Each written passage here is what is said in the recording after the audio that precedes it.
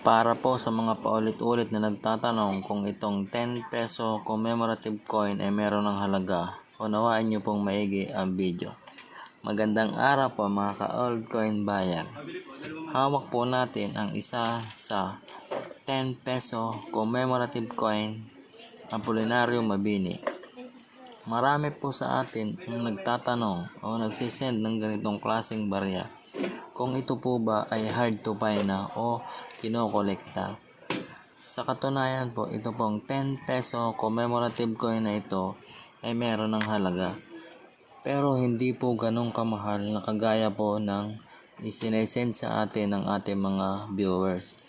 Ang halaga po nito, kung ito po ay brilliant, uncirculated o yung mga naka-blister pack, ay pwede pong bilhin sa halagang 200 pesos mga ka-all coin buyer.